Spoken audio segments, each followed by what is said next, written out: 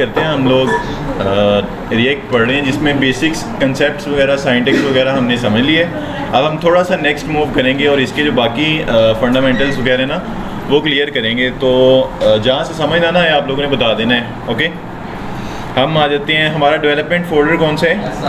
SRC। और इसके अंदर app.js जिसके अंदर मैं अपना कोड कर रहा हूँ। ये लास्ट टाइम हमने इमेजेस वगैरह लगानी सीखी थी और कंडीशन रेंडरिंग। आप मुझे बताओ JSX के अंदर जावास्क्रिप्ट कौन कौन सी सपोर्टेड है? JSX क्या होता है? हाँ, कंपोनेंट के अंदर लिखे जाने वाली HTML जो है उसको हम कहते हैं JSX। और उस फंक्शन को क्या कहते हैं? कंपोनेंट। ऐसा फंक्शन जो HTML रिटर्न करता है उसको कहते हैं कंपोनेंट। ओके, अब हमने डिस्कस किया था कि ये जो JSX है ना, ये HTML है, इसके अंदर आप सारी जावास्क्रिप्ट नहीं लिख सकते, लिमिटेड लिख सकते हो। अनलिमिटेड में क्या क्या है? दो ही कंट्रोल्स हैं, टर्नरी ऑपरेटर और एक ही लूप हम लगा सकते हैं, वो है मैप लूप। और यहाँ पर JSX के अंदर जावास्क्रिप्ट लिखनी हो तो पहले क्या लगाना है? Curly braces. जस्ट लाइक यहाँ पे मैंने वेरिएबल प्रिंट करना था तो कर्ली ब्रेसेस लगाई है ना, इस तरह यहाँ पर कर्ली ब्रेसेस पहले लगानी है। ओके, और रिटर्न से ऊपर आप जितनी हमने जावास्क्रिप्ट पढ़ी वो सारी लगा सकते हैं, कोई इशू वाली बात नहीं। ओके, अच्छा, हाँ ऐसे ही। अब हम नेक्स्ट देखते हैं। नेक्स्ट चीज़ क्या है कि लेट्स सी अगर हम इसमें बूटस्ट्रैप लगाएं कि बूटस्ट्रैप हमने पढ़ी थी ना, वो हमने सिंपल कोर HTML वाला तरीका तो देखा था लिंक करने का। इसमें भी आप कर सकते हो। लाइक हमारे पास HTML की फ़ाइल तो है यहाँ पर, आप यहाँ पर लिंक कर लो उसको। वही लिंक्स उठाओगे यहाँ पर CSS का हेड में लगा दो, जावास्क्रिप्ट का एंड पे लगा दो। लिंक भी कर सकते हैं, लेकिन यहाँ पर ज़्यादा प्रेफर किया जाता है कि आप वो इंस्टॉल कर लो।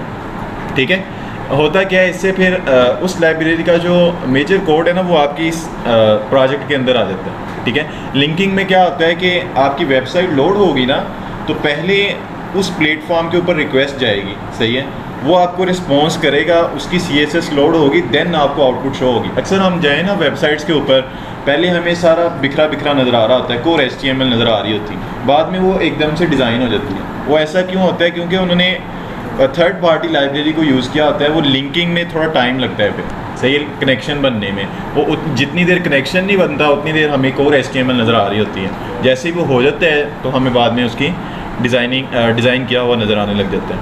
अब इसमें हम फिर क्या करेंगे?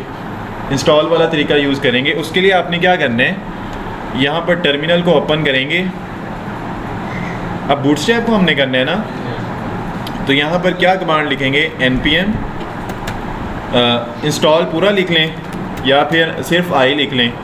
ठीक है, और आगे लाइब्रेरी का नेम जिसको भी आपने इंस्टॉल करना है, जैसे मैंने बूटस्ट्रैप को करना है ना, तो मैं यहाँ पर लिख दूँगा बूटस्ट्रैप।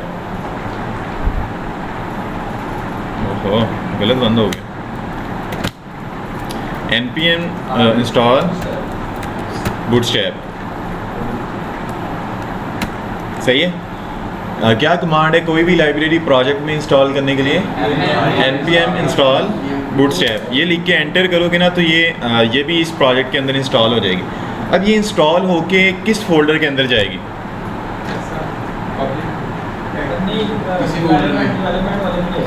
नहीं सर, वो ये मेरी डिपेंडेंसी है कि नहीं? मेरा प्रोजेक्ट इसके ऊपर डिपेंडेंट है ना। अब नहीं, पैकेज.json के अंदर किसका रिकॉर्ड होता है? यार नोड मॉड्यूल्स का नहीं होता। हाँ, नोड मॉड्यूल्स का होता है, सही है। उनके ऊपर मेरा डिपेंडेंट। अब बूटस्ट्रैप मैंने इंस्टॉल की है तो ये भी नोड मॉड्यूल्स के अंदर जाके ऐड हो जाएगी। ठीक है, अगर आप यहाँ पर लिखो ना बूटस्ट्रैप तो यहाँ पर आपको आ जाएगा, ये आ गया, सही है। यहाँ पर आके ये इंस्टॉल होगा, सही है। समझ आ गई कि नहीं? जिस तरह जितनी भी लाइब्रेरीज आप इंस्टॉल करोगे वो सारे कहाँ पे जाके स्टोर होंगी? नोड मॉड्यूल्स के अंदर। और इनका रिकॉर्ड कहाँ पे होगा? पैकेज.json के अंदर। अब मैंने बूटस्ट्रैप इंस्टॉल किया ना, यहाँ पे देखो खुद ही ऐड होगी। ये जो .json की फ़ाइल है ये ऑटोमेट होती है, मतलब यहाँ पर ये नॉर्मली हम यूज़ करते हैं ये पैकेजेस वगैरह के रिकॉर्ड्स के लिए, और ये खुद ही से मेंटेन होता रहता है। अब इसके पीछे भी रिएक्ट की लॉजिक है कि कोई भी पैकेज हम इंस्टॉल करते हैं तो वो खुद ही ऑटोमेटिकली यहाँ पर ऐड कर जाता है, सही है। समझ आ गई कि नहीं? अच्छा, अब आपको कौन बुला रहा है?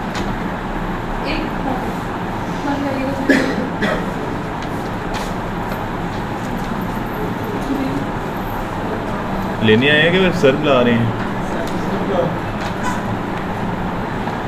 अच्छा देखो हनान, अच्छा यहाँ पर बूटस्ट्रैप भी यहाँ पर ऐड हो गई है। ओके, अब नेक्स्ट जो चीज़ है वो क्या है कि इंस्टॉल तो हमने कर लिया और ये हमारे प्रोजेक्ट के अंदर भी आ गई। मुझे तो क्रैक लग रही है तो लेगी।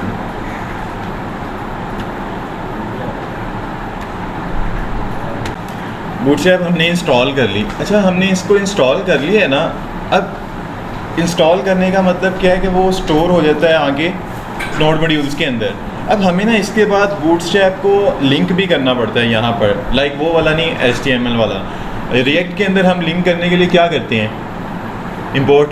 सही है, तो हमें इसकी CSS और जावास्क्रिप्ट को ना इंपोर्ट करना पड़ता है बूटस्ट्रैप के केस में। पहले बूटस्ट्रैप को इंस्टॉल करेंगे, उसके बाद इसकी CSS और जावास्क्रिप्ट को इंपोर्ट करेंगे। अब मुझे बताओ, मैं इसकी CSS और जावास्क्रिप्ट को कहाँ पर इंपोर्ट करूँगे वो पूरे प्रोजेक्ट के अंदर एक्सेसिबल हो जाए?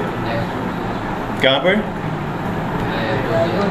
मेरी एप्लीकेशन किसके अंदर चल रही है? app.js में। app.js में तो मेरी सारी एप्लीकेशन है। app.js कहाँ पे चल रही है? index.js। ऐसे ही है। अब अगर यहाँ पर मैं अपनी CSS और जावास्क्रिप्ट को इंपोर्ट कर दूँ तो वो पूरी ऐप के अंदर एक्सेसिबल होगी कि नहीं होगी? होगी ना। तो यहाँ पर आके हम इंपोर्ट कर लेते हैं। अभी सिर्फ मैंने इसको इंस्टॉल किया है ना, मैं आपको विदाउट लिंक किए भी इसकी आउटपुट दिखा देता हूँ। इसको कैसे रन करना है इस प्रोजेक्ट को। चलो यार, npm start, ठीक है। तो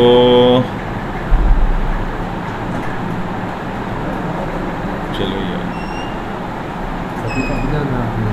ये 15 मिनट तक चल जाए।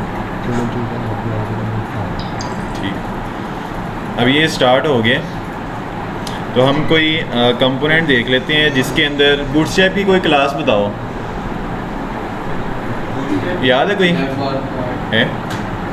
बटन लगाएं इसका। अच्छा, इसका भी एक हल निकालना है। ये लोडिंग में बहुत टाइम लेता है, लोड होने में। नहीं नहीं इसका हम कल एक पढ़ेंगे वाइट। हाँ, वो ज़रा अच्छा चलते ही काम आगे। कहाँ पे ये एरर? footer.js के अंदर। तो यहाँ कंपोनेंट्स में आए footer.js और यहाँ पे कहाँ पे एरर है? लाइन नंबर 21 में। तो 21 में अच्छा नंबर डॉट मैप, सही है, एरर हो गया, ख़त्म।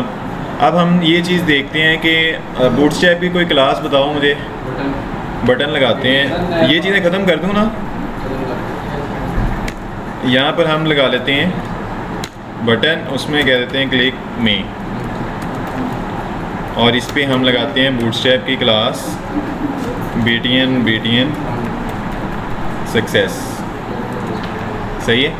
अभी अगर मैं यहाँ पर आऊँगा, बटन आ गए लेकिन वो क्लास अप्लाई नहीं हुई। क्यों नहीं हुई? क्योंकि इंस्टॉल कर लिया लेकिन उसको लिंक नहीं किया, इंपोर्ट नहीं किया। तो हमें क्या करना पड़ना है? मैंने बताया इसकी CSS जावास्क्रिप्ट को कहाँ पे इंपोर्ट करेंगे ये पूरी ऐप के अंदर एक्सेसिबल हो जाए? index.js में। यहाँ पर आके आप लिखोगे इंपोर्ट और आगे ये डबल कोट्स, क्योंकि CSS इंपोर्ट करते वक्त वेरिएबल नहीं ना बनाते हैं, तो यहाँ पर डायरेक्टली हम लिख देंगे डबल कोट्स और इसमें बूटस्ट्रैप। अच्छा, इसके स्टार्टिंग में अगर आप देखो ना, मैंने ./ वगैरह नहीं लगाया, ऐसे ही है। नॉर्मली जब हम इंपोर्ट करते हैं हम उसको पूरा पाथ देते हैं कि कितने फोल्डर पीछे जाना है या किस फोल्डर में पड़ी हुई है, ऐसे है कि नहीं। लेकिन यहाँ पर मैंने ./ नहीं लगाई। जिस राउट के अंदर स्टार्टिंग में ./ नहीं ना होती, ये उसको डायरेक्टली इंपोर्ट करता है नोड मॉड्यूल से। सही है, मतलब यहाँ पर मैंने ./ नहीं ना लगाई तो रिएक्ट समझ जाएगी कि ये चीज़ जो है ये कहाँ से इंपोर्ट हो रही है? नोड मॉड्यूल से। तो नोड मॉड्यूल में अगर आप जाओ, बूटस्ट्रैप ये आ गई, सही है। और बूटस्ट्रैप के अंदर फॉरवर्ड स्लैश का मतलब है उसके अंदर एक डिस्ट का फोल्डर है, उसके अंदर देखो CSS का फोल्डर है और जावास्क्रिप्ट का। मुझे इसकी CSS भी इंपोर्ट करनी है और जावास्क्रिप्ट भी इंपोर्ट करनी है। तो CSS में आऊँगा ना, ये बहुत सारी फाइल है। एक तो तरीका है मैं केली को इंपोर्ट करूँ, या एक तरीका क्या है कि इसमें एक मेन फाइल है जिसके अंदर ये सारी फाइल्स लिंक हैं, वो है bootstrap.min.css, सही है। इसको अगर आप इंपोर्ट कर दोगे ना तो आपकी सारी CSS इंपोर्ट हो जाएगी, ठीक है। तो यहाँ पर अगर आप पाओ ना तो यही बात नहीं है, बूटस्ट्रैप के अंदर डिस्ट का फोल्डर है, डिस्ट के अंदर CSS और उसके अंदर मेन फाइल मैंने इंपोर्ट कर दी bootstrap.min.css। अब अगर मैं यहाँ पर आऊँगा तो यहाँ पे देखो वो CSS अप्लाई कर रहे हैं। इसी तरह हम इसकी जावास्क्रिप्ट भी इंपोर्ट करेंगे, तो उसके लिए क्या होगा, इंपोर्ट डायरेक्टली कर दो, क्योंकि इसमें वेरिएबल बनाने की ज़रूरत क्या है, हमने कौन सा नीचे कॉल करना है। बना भी सकते हैं लेकिन अभी उसकी कोई ज़रूरत नहीं है। बूटस्ट्रैप के अंदर डिस्ट का फोल्डर है, उसमें जावास्क्रिप्ट का फोल्डर और उसमें भी मेन फाइल है bootstrap.bundle.min.js। ये दो लिंक्स आपने यहाँ पे लगाने, सही है, समझ आ गई कि नहीं। ये बूटस्ट्रैप को लिंक करने के लिए पहला काम है बूटस्ट्रैप को इंस्टॉल करना है, दूसरा उसकी CSS और जावास्क्रिप्ट को इंपोर्ट करना है, ओके। अच्छा, अब एक चीज़ आपने याद रखनी है कि जितनी भी चीज़ें नोड मॉड्यूल से इंपोर्ट हो रही है ना, जैसे ये बूटस्ट्रैप है, ये नोड मॉड्यूल से आ रहा है, इसको आपने टॉप पे रखना है। जितनी भी चीज़ें नोड मॉड्यूल से इंपोर्ट हो रही होंगी ना, उनका इंपोर्ट आपने पहले लगाना है, सही है, और अपने जो पाथ हैं उनको नीचे रखना है। ये स्टैंडर्ड है, ठीक है। कि ये कैसे पता चलेगा आपको कि ये चीज़ नोड मॉड्यूल से इंपोर्ट हो रही है, उसके स्टार्टिंग में ./ नहीं होंगे, तो सिंपली आपने उसको पहले ले आना है, ओके। और जिसके स्टार्टिंग में ./ वगैरह हैं उनको नीचे रखना है। ये एक स्टैंडर्ड है जो चलता है, समझ आ गई आपको।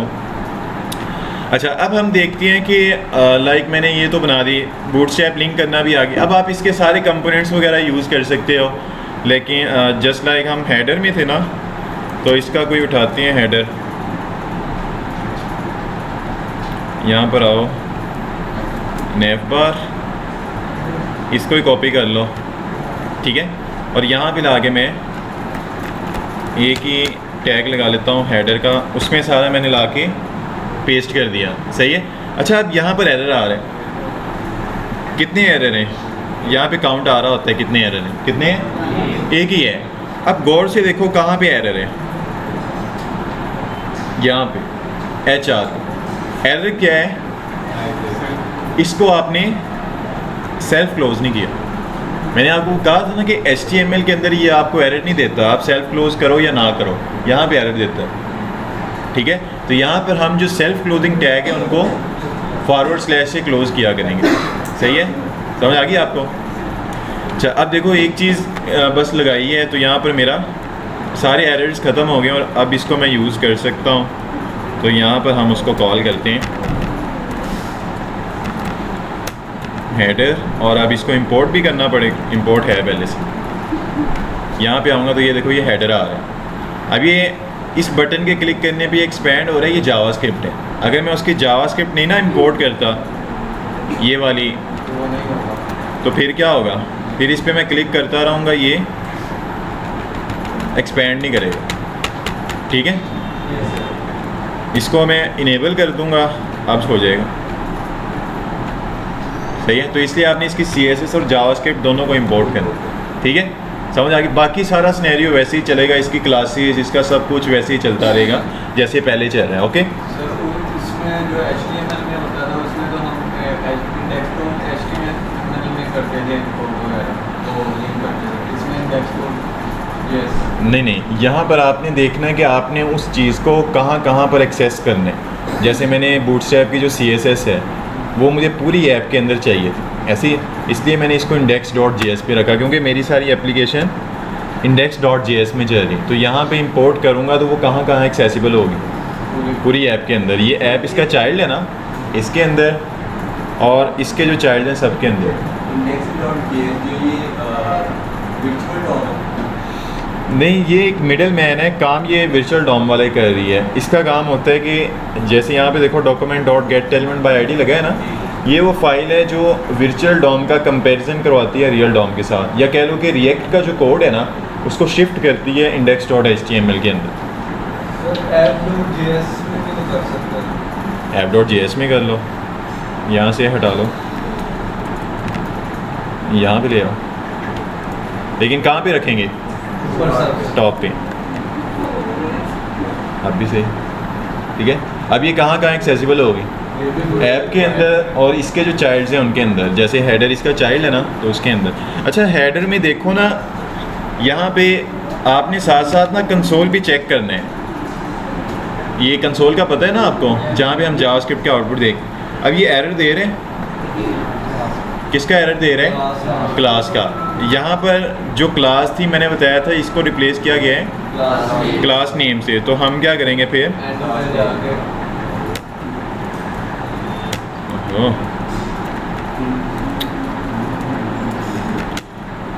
क्लास नेम कर देंगे, सही है।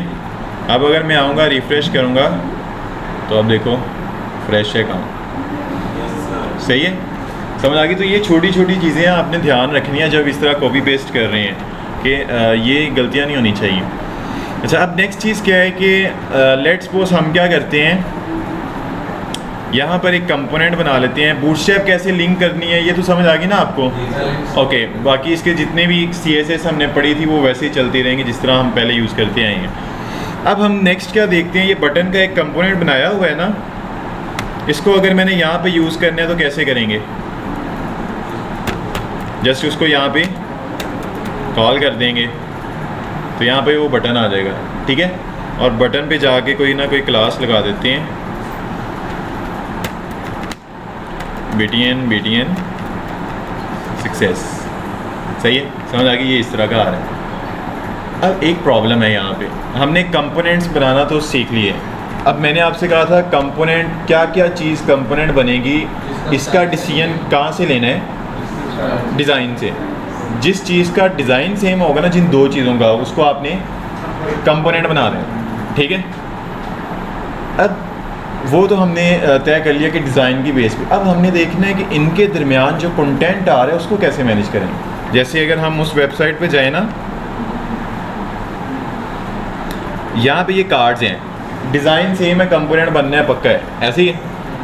लेकिन कंपोनेंट में बनाऊंगा एक कार्ड का, ऐसे ही उसके अंदर लिख दूंगा एक्सपर्ट इंस्ट्रक्टर और उसकी डिस्क्रिप्शन। अब उसको 6 बार कॉल करूंगा तो 6 बार क्या आएगा? वही सेम है। अब कंटेंट जो चेंज हो रहा है ना, इसको हमने देखना है, सही है कि ये बाकी अगर ये कंपोनेंट है तो इनके अंदर का कंटेंट किस तरह से मैनेज हो रहा है। लाइक कंपोनेंट 6 बार कॉल किया है तो 6 बार सेम कंटेंट आना चाहिए, यहाँ पर डिफरेंट कैसे आ रहा है, इस चीज़ को अंडरस्टैंड करना। समझ आ रही है?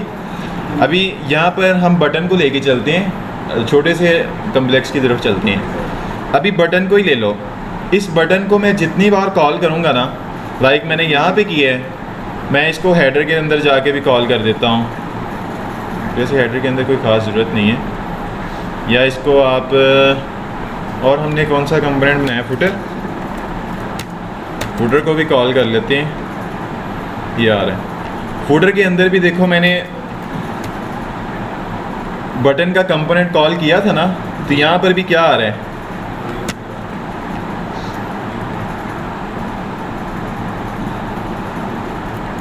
ऐसे कर लो, सही है। और इसको कह दो फुटर, ठीक है। यहाँ पर भी बटन को कॉल किया तो सेम आ रहा है क्लिक में। अब इसको मैं 10 जगह पर भी कॉल करूँगा ना, कलर भी सेम होगा और कंटेंट भी सेम होगा। अब ये चीज़ क्या है? गलत है। ऐसे ही है ना, हमने कंपोनेंट तो बना लिया, हमने बटन बार बार यूज़ करना था, कंपोनेंट बना लिया, लेकिन वो कंपोनेंट को जितनी बार कॉल कर रहा हूँ कंटेंट सेम है। इसको हमने देखना है कि इसको किस तरह से रिप्लेस कर सकते हैं। अब थोड़ा सा ना बैक जाओ जावास्क्रिप्ट के ऊपर। जावास्क्रिप्ट में हमने फंक्शन बढ़ा दी, ऐसे ही फंक्शन की बेसिक्स में मैंने आपको बताया था कि जैसे हमने कहा था हमने सम का फंक्शन बनाना है जो 2 नंबर्स को सम करेगा। पहले मैंने नंबर्स को क्या किया था, हार्ड कोड कर दिया था 10 और 20, और जितनी बार मैं फंक्शन कॉल कर रहा था मुझे क्या आ रहा था, 30 रिजल्ट आ रहा है, ऐसे ही। अब उसको हमने डायनामिक करने के लिए क्या किया था, पैरामीटर्स पढ़े थे। ऐसे ही है कि जहाँ पे फंक्शन को कॉल करेंगे वहाँ से कुछ ना कुछ डाटा उस फंक्शन को पास किया करें। सेम काम यहाँ पे है। यहाँ पे भी वो कहते हैं कि कंपोनेंट के कंटेंट में इशू आ रहा है ना, आप क्या करें, कंपोनेंट को कॉल करते हुए उसको वो कंटेंट पास करें जिसको आप डायनामिक करना चाह रहे हो, सही है, कि वो चेंज हो, सही है। उसको वो कंटेंट क्या है कॉल करते वक्त साथ पास करें। समझ आ गई कि नहीं? जैसे ये बटन है ना, बटन, अब इसको मैं जहाँ पर कॉल कर रहा हूँ ये क्या हर बार मुझे देगा क्लिक मी, लेकिन मुझे अभी हम इसका टेक्स्ट ही देख लेते हैं कि टेक्स्ट को किस तरह से चेंज करें। मैं कहता हूँ कि मैं यहाँ पर ऐप के अंदर मैंने कॉल किया तो ये होना चाहिए था लॉगिन का, फुटर के अंदर कॉल किया तो ये होना चाहिए था चेकआउट का, सही है। अब ये चीज़ कैसे करें, इसके लिए हमने क्या अंडरस्टैंड किया कि रिएक्ट हमसे क्या कहती है कि कंपोनेंट को कॉल करते हुए कंपोनेंट को साथ डेटा पास करें, सही है। कैसे, जैसे यहाँ पर मैंने इस बटन को कॉल किया है ना, आपको इसके कंटेंट से इशू है कि कंटेंट हर बार सेम आ रहा है जी, सेम नहीं होना चाहिए। तो वो कहते हैं आप इसको क्या करें, यहाँ से डाटा पास करें। वो डाटा किस शेप में होगा, एट्रीब्यूट की शेप, किस शेप में, एट्रीब्यूट। अब एट्रीब्यूट लगाने का सिंटैक्स क्या था, एट्रीब्यूट नेम इक्वल टू आगे स्ट्रिंग्स होती थी, स्ट्रिंग्स में उसकी वैल्यू आ रही होती थी। ऐसे ही करते थे ना, सेम यहाँ पर आप एट्रीब्यूट की शेप में डाटा पास करोगे। अब नेम जो मर्जी हो सकते हैं, जैसे मैं कहता हूँ टाइटल कह लें कि टेक्स्ट कह लें, टेक्स्ट कह लो, सही है।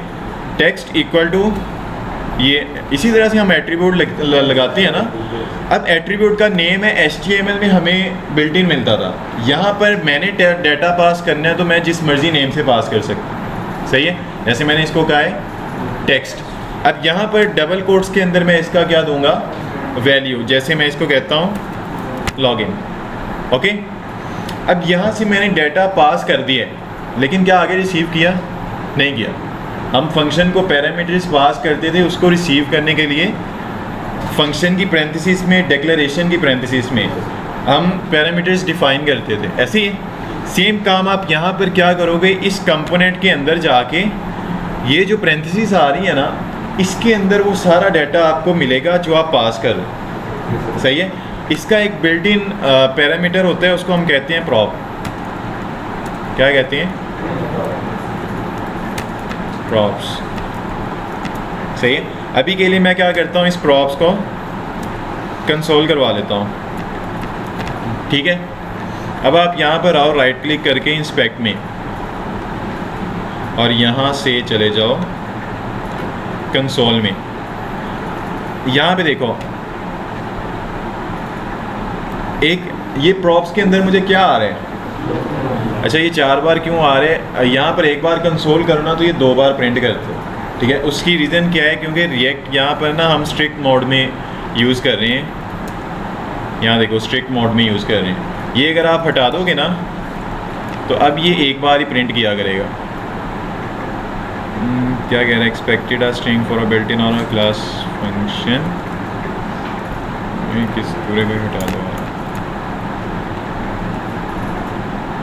अब देखो आप एक बार ही कर, ठीक है। वो स्ट्रिक्ट मोड में जब ये चलता है ना तो ये 2 बार कंसोल करता है, एक बार कंसोल लगाएं उसको 2 बार प्रिंट करते हैं। तो अगर आपने एक बार ही करना है तो यहाँ से वो स्ट्रिक्ट मोड हटा देंगे, ओके। अच्छा आप यहाँ पर देखो, ये पहले वाला किसका आ रहा है, कंसोल।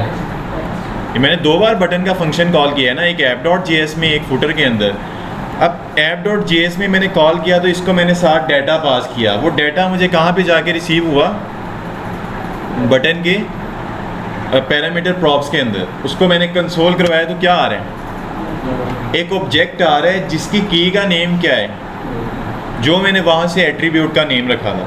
ऐसे ही है ना, मैंने एट्रीब्यूट का नेम किस नेम से रखा था, टेक्स्ट के नेम से, इक्वल टू उसकी वैल्यू थी। तो इसने किस शेप में डाटा पास किया कंपोनेंट को, ऑब्जेक्ट की शेप में। वहाँ पर प्रॉपर्टी नेम सेम रखा एट्रीब्यूट के नेम से, और वैल्यू क्या रखी, जो हमने एट्रीब्यूट की वैल्यू रखी, सही है। अब अगर इसमें से, इस ऑब्जेक्ट में से मैंने ये टेक्स्ट निकालना है तो कैसे निकालें, डॉट लगा के। ऑब्जेक्ट में से की ऐसे ही निकालते हैं ना, कोई भी प्रॉपर्टी, ऑब्जेक्ट नेम डॉट आगे प्रॉपर्टी का नेम, बोलो ना। ऑब्जेक्ट में से कोई प्रॉपर्टी एक्सेस करनी हो तो कैसे करते हैं? ऑब्जेक्ट का नेम लिख के आगे डॉट और उसकी आगे प्रॉपर्टी का नेम जिसको आपने एक्सेस करना है। तो यहाँ पर मैं आके क्या करूँगा, बटन के अंदर मैंने इस चीज़ को डायनेमिक करना था ना कि ये कंटेंट मैं पास किया करूँगा। तो यहाँ पर आपने, अब मैंने वेरिएबल प्रिंट करना है, जावास्क्रिप्ट लिखनी है, तो यहाँ पे क्या लगाएंगे, कर्ली ब्रेसेस, और इसके अंदर मैं लिख दूँगा props डॉट txt, टेक्स्ट मतलब जिस नेम से यहाँ से पास करना है ना डाटा, उसी नेम से आके यहाँ पे रिसीव करना है, कॉल करना है, ठीक है। अब अगर मैं यहाँ पर आऊँगा ना तो यहाँ पे आ रहा है लॉगिन, लेकिन यहाँ पे कुछ नहीं आ रहा। यहाँ पे क्यों कुछ नहीं आ रहा? यहाँ से मैंने कुछ पास ही नहीं किया, सही है। तो यहाँ से भी फिर क्या करेंगे, पास करेंगे। अब टेक्स्ट इक्वल टू, इसको कह दो रजिस्टर, ठीक है। तो यहाँ पर भी क्या आ जाएगा, रजिस्टर आ जाएगा, सही है। ये डाटा पास हो रहा है ना, समझ आ रही है कि नहीं आपको? कि अच्छा ऐसा नहीं कर सकते कि यहाँ पर पास करते वक्त मैं कुछ और कर दूँ, कि टाइटल कर दूँ, ये गलत है। फिर यहाँ पे कुछ भी नहीं आएगा, क्योंकि कंपोनेंट तो एक है ना, कॉल आप 10 बार कर लें, लेकिन कंपोनेंट एक है, उसने एक ही नेम से रिसीव करना हुआ है टेक्स्ट। तो आपको हर बार यहाँ से टेक्स्ट के नेम से फिर पास करना पड़ेगा, सही है। समझ आ गई कि नहीं? अब यहाँ पे आ रहा है रजिस्टर और वहाँ पे आ रहा है लॉगिन, ओके। अब जहाँ पर भी मैं बटन को कॉल किया करूँगा ना, तो कंटेंट का तो इशू नहीं है, मैं उसको कॉल करते वक्त साथ डाटा, अच्छा ये जो डाटा हम पास करें इसको कहते हैं प्रॉप्स। क्या कहते हैं? प्रॉप्स। यहाँ से आपने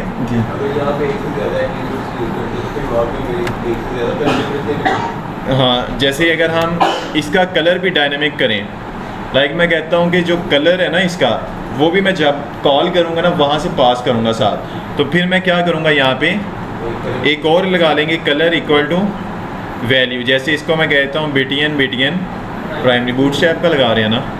अब फिर यहाँ पे आगे क्या करेंगे, ये जो चीज़ हार्ड कोड की है, यहाँ पे कर्ली ब्रेसेस जावास्क्रिप्ट लिखने के लिए, और यहाँ पे कर देंगे props डॉट कलर। अब यहाँ पे दो चीज़ें पास हो रही हैं ना, टेक्स्ट और कलर, सही है। तो वो दो चीज़ें मैं एक्सेस कर सकता हूँ।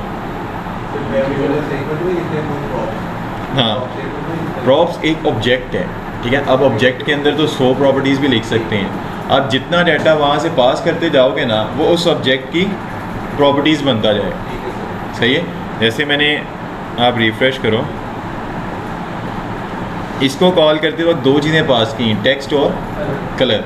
तो इसके ऑब्जेक्ट में दो चीज़ें नहीं आई, टेक्स्ट और कलर, सही है। तो प्रॉप्स डॉट कलर करके कलर मिल जाएगा, प्रॉप्स डॉट टेक्स्ट करके इसका टेक्स्ट मिल जाएगा। क्या ये वाला? ये तो इसका है, टैग का है। बटन के दरमियान में दिया, मतलब उनके दोनों टैग के दरमियान के पूरे वो स्टार्टिंग वाले टैग के अंदर ये वाला को क्लास में बना के जो कलर है ना, कलर वो हम बूटस्ट्रैप का कलर्स यूज़ कर रहे हैं ना। बूटस्ट्रैप के कलर्स किसके साथ लगते हैं? क्लास के साथ। तो मैं कलर पास कर रहा हूँ तो उसको क्लास में आके लिखूँगा ना, और जो टेक्स्ट है वो टेक्स्ट की जगह पे जहाँ पे शो करना है वहाँ पे, ठीक है। समझ आ रही है? इतना समझ आ गया आपको? अच्छा, दूसरे में मैंने कलर पास नहीं किया तो यहाँ पे क्या हो रहा है? कुछ भी नहीं आ रहा, तो फिर इसको भी पास करना पड़ेगा। तो यहाँ पे फिर किस नेम से? कलर, और यहाँ पे BTN सेकेंडरी, यहाँ भी आ रहा है, सही है। समझ आ गई कि नहीं? कि रिएक्ट में प्रॉप्स कैसे पास करने हैं कंपोनेंट को, डाटा कैसे पास करने हैं, और रिसीव कैसे करना है, क्लियर है? अच्छा, अगर आप चाहते हो कि ये मुझे प्रॉप्स, अगर आप यहाँ पे देखो ना, मुझे हर बार कोई भी चीज़ एक्सट्रैक्ट करनी है, प्रॉप्स डॉट लिखना पड़ रहा है, ऐसे ही है। Props dot colour, props dot text. अगर आप कहते हो मैं डायरेक्ट निकालूँ, मुझे ये प्रॉप्स डॉट ना लगाना पड़े, फिर आप क्या करो, यहाँ पे कर्ली ब्रेसेस लगाओ, और यहाँ पर डायरेक्टली वो जो डाटा पास कर रहे हो उनका नेम लिख दो, जैसे टेक्स्ट और कलर। अब आपको यहाँ पे ये प्रॉप्स डॉट लिखने की ज़रूरत नहीं, अब वो डायरेक्टली आपको ऑब्जेक्ट से निकाल देगा चीज़ें। अब अगर आप यहाँ पे आओ, अब भी आउटपुट सेम होगा, ठीक है। एक तो तरीका क्या है कि आप यहाँ पे प्रॉप्स का पैरामीटर डिफाइन करो, फिर उस प्रॉप्स के पैरामीटर से 1 बाय 1 अपना डाटा निकालो, एक ये तरीका है। दूसरा तरीका क्या है, अगर आपने डायरेक्ट निकालना है तो कर्ली ब्रेसेस लगा के यहाँ पर वो एट्रीब्यूट्स के नेम लिख देंगे, जैसे टेक्स्ट और कलर, और यहाँ पे फिर डायरेक्टली उसको कॉल कर देंगे। रिफ्रेश ये वाला डायरेक्ट निकालते हैं, मुश्किल लग रहा है अभी, और इसकी हम प्रैक्टिस करते हैं। लाइक ये तो बटन की हद तक हो गया, प्रॉप्स का पता चल गया ना थोड़ा आइडिया। अब हम कार्ड पे आते हैं। वैसे अभी हमने मेजर कुछ देखा नहीं है, बूटस्ट्रैप को CSS को लिंक करना सीखा है, मतलब बूटस्ट्रैप यूज़ करनी सीखी है, और ये दूसरा देख रहे हैं डाटा शेयरिंग कैसे करनी है प्रॉप्स के थ्रू। अब हम देखते हैं कि लाइक एक और कंपोनेंट बना लेते हैं कार्ड्स का। कार्ड भी रिपीटेड होते हैं ना मेरी वेबसाइट के अंदर, तो मैं कंपोनेंट्स के अंदर कैसे बनाएंगे कंपोनेंट? पहले फोल्डर का नेम लोअर केस में कि अपर केस में? लोअर केस में, उसको कह देते हैं कार्ड, और इसके अंदर फिर फाइल बनाएंगे उसको पास्कल केस में। अगर इस फाइल के अंदर रिएक्ट का कंपोनेंट होगा, आप बस इतना याद रखो सारी फाइल्स एंड फोल्डर्स के नेम लोअर केस में होंगे। ऐसी फाइल, बस ऐसी फाइल जिसके अंदर रिएक्ट का कंपोनेंट होगा उसका नेम पास्कल केस में होगा, ठीक है। बाकी सारी फाइल CSS की हैं, जेसन की हैं, जिस मर्जी लैंग्वेज की हैं, उन सब के नेम्स लोअर केस में होंगे। बस एक ऐसी फाइल जिसके अंदर रिएक्ट का कंपोनेंट होगा उसका नेम पास्कल केस के अंदर होगा। समझ आ गई कि नहीं? अब इसके अंदर हम क्या ओहो बनी नहीं फाइल। अब यहाँ पर कंपोनेंट डिफाइन करें तो शॉर्टकट वे क्या है? RFC, ये एक्सटेंशन हमने उस दिन डाउनलोड की थी, ठीक है। तो ये मैंने लिखा है, तो यहाँ पे मुझे कंपोनेंट बन गया है। अब हम यहाँ पे बूटस्ट्रैप का एक कंपोनेंट उठा लेते हैं। लाइक आप आ जाओ यहाँ पे कार्ड के अंदर, कौन सा कार्ड पिक करें? ये कर लें, छोटा सा ही है, इसको कॉपी कर लो और यहाँ पे ला के पेस्ट कर दो। ये पेरेंट एक ही है, ठीक है। फ्रैगमेंट्स तब लगाता अगर मैं यहाँ पे एक और भी बना लेता, जैसे अब फ्रैगमेंट्स लगानी पड़े, ठीक है। वो पेरेंट एक ही है तो लगाने की ज़रूरत नहीं। अब यहाँ पे क्या मिस्टेक है? क्लास को रिप्लेस करने क्लास नेम से, सही है। और स्टाइल, अच्छा यहाँ पे भी अगर आप देखो ना, क्लास को क्लास नेम से रिप्लेस करना है। दूसरा स्टाइल में भी इशू था, यहाँ पर इनलाइन स्टाइलिंग उसने लगाई है डबल कोट्स के अंदर। ये क्या है? ये रॉन्ग है। रिएक्ट का वे क्या है? डबल करली ब्रेसेस, उसके अंदर प्रॉपर्टी नेम कॉलन वैल्यू, सही है। अब अगर हम आते हैं, अब यहाँ पर इस कार्ड को मैं जाके कॉल करता हूँ app.js में, मतलब app.js काफ़ी नहीं है, जहाँ पर आपने यूज़ करना है वहाँ पे उसको कॉल कर लेना। पहले इंपोर्ट भी करने हैं, ये भी याद रखना। हाँ, अच्छा अब इस कार्ड को मैं 4 बार मैंने कॉल किया। अब यहाँ पे आऊँगा तो 4 बार आ रहे हैं कार्ड्स, लेकिन उन सब का कंटेंट क्या है? सेम है। अच्छा, ये लिंक्स वगैरह की तो हमें ज़रूरत नहीं है, इसको मैं हटा देता हूँ। सिर्फ टाइटल और डिस्क्रिप्शन रख लेते हैं, इसको मैं हटा देता हूँ, ठीक है। और ये सब टाइटल की भी कोई ख़ास में ज़रूरत नहीं है, तो टाइटल और डिस्क्रिप्शन रखते हैं बस, ओके। अब इस कार्ड में UI तो सेम है, अब इनका कंटेंट में इशू है। कंटेंट हर बार क्या आ रहा है? सेम आ रहा है। अब इसको डायनेमिक करना है तो क्या करना है? कॉल करते वक्त वैल्यू पास करेंगे। तो हम यहाँ पे कर देंगे, जैसे इसको कॉल किया, मैं कहता हूँ यहाँ से मैं टाइटल पास करूँगा कार्ड 1। ये सबको मैंने टाइटल्स पास कर दिए, मतलब 10 बार कॉल करूँगा तो 10 बार उसको टाइटल पास करूँगा। अब यहाँ पे जाके रिसीव कैसे करने हैं? यहाँ पे प्रॉप्स के नेम से एक पैरामीटर होता है, वो लगाएंगे और टाइटल की जगह पे आगे कर देंगे props.title। यहाँ पर ये टाइटल आ रहा था ना, ये देखो कार्ड टाइटल। अब ये टाइटल मैं कह रहा हूँ जहाँ पे मैं कॉल करूँगा ना, वहाँ से पास करूँगा कि यहाँ पे क्या चीज़ आएगी। तो यहाँ पर फिर करेंगे props.title टाइटल सही है। तो अब इनके देखो टाइटल चेंज हो गए सबके। अब रह गया डिस्क्रिप्शन। तो अब फिर क्या करेंगे, एक और पास कर लेंगे, description equal to mega. Smart है ना, खुद ही राइट करिए यार। अच्छा, अब यहाँ से दो पैरामीटर्स पास किए हैं ना, तो यहाँ पर फिर मुझे प्रॉप्स के अंदर क्या क्या मिलेगा, टाइटल और डिस्क्रिप्शन। अब यहाँ पर डिस्क्रिप्शन को भी डायनेमिक करना है तो कैसे करेंगे, प्रॉप्स डॉट डिस्क्रिप्शन, तो ये सब की डिस्क्रिप्शन भी चेंज हो जाए। इतना के काम है। अगर आपने प्रॉप्स डॉट हर बार यूज़ नहीं करना, फिर डायरेक्टली यहाँ पे कर्ली ब्रेसेस और यहाँ पे टाइटल और डिस्क्रिप्शन, ये आसान है। अब भी देखो आउटपुट से वो तो बस देखने के लिए किया था, कर लो कंसोल। अब यहाँ पे आओ, रिफ्रेश करो, तो यहाँ पे देखो टाइटल और डिस्क्रिप्शंस आ रही, सही है। ये बटन्स की हैं, ये टाइटल आ रहा है और ये डिस्क्रिप्शन आ रहा है। ओके, कंसोल वैसे हम बस टेस्ट करने के लिए देखते हैं, चेक करने के लिए कि आउटपुट सेम है कि नहीं, डाटा जो हम मांग रहे हैं वो आ रहा है कि नहीं, बस ये देखने के लिए। ओके, पढ़े नेक्स्ट, चलो कर लेते हैं। अच्छा, इतना समझ आ गया ना। प्रॉप्स में कोई इशू है तो बताएं, ये बहुत मेजर कंसेप्ट, मेन कंसेप्ट है।